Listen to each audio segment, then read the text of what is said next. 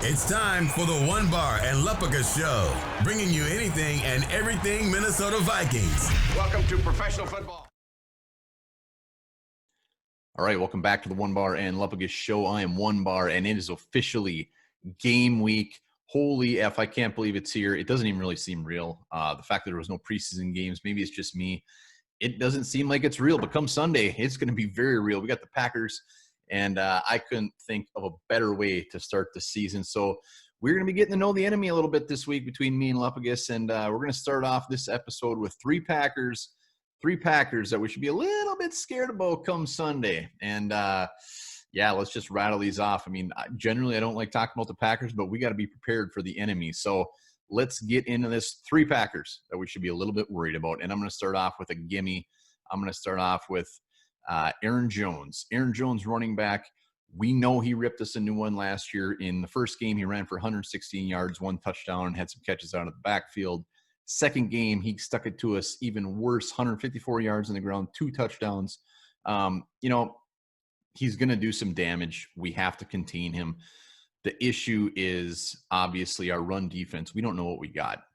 It could possibly be worse than last year. We got Jaleel Johnson and Shamar Stephen slotted to start on the depth chart. Jaleel Johnson, maybe he comes in. Maybe he, we've talked about this in previous episodes. Maybe he makes his mark this year. Maybe he wants that big old contract. So he is going to be hungry.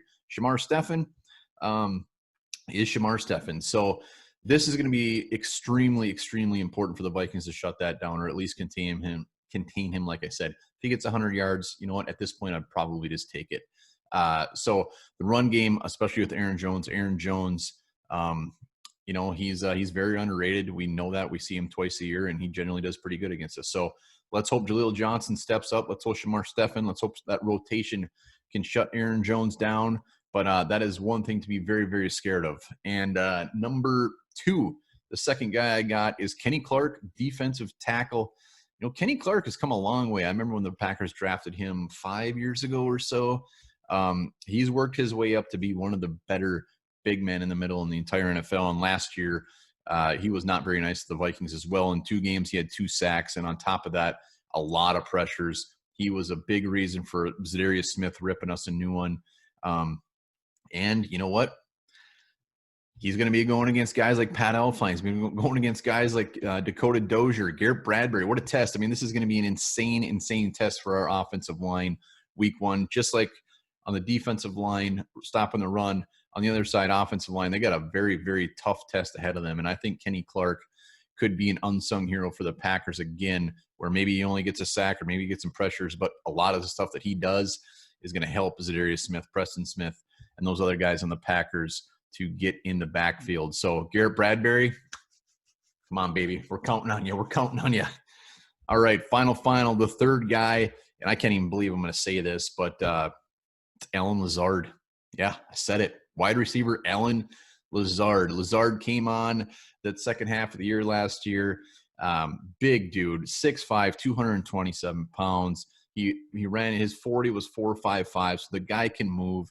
He does it all, not just in the passing game, but he's a good blocker. He's gritty. The Packers get no love for other wide receivers. Everybody was shocked that they didn't take a receiver, myself included, in this draft. Maybe they think they got something here. Dan LaFleur talks this guy up.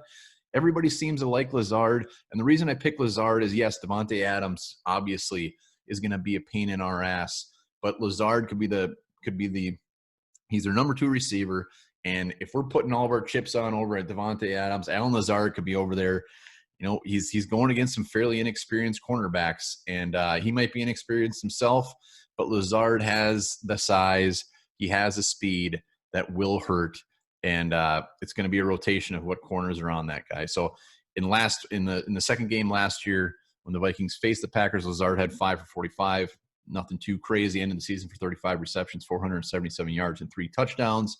But Vikings corners will have issues up and down this year. And I think Lazard, just the fact that we're going to be looking at Adams, 110%, we'll probably put 9 of our guys on Adams, and Lazard will just have to beat one guy. So those are the 3 guys. Yes, we have other guys like Aaron Rodgers, Devontae Adams, that could hurt in a secondary. They got a very gritty secondary that's pretty hungry as well. But those are three guys that I'm going to have my eyeballs on and hope we can contain on Sunday for that big old win. Let me know down in the comments which Packer you think could give us a little trouble on Sunday.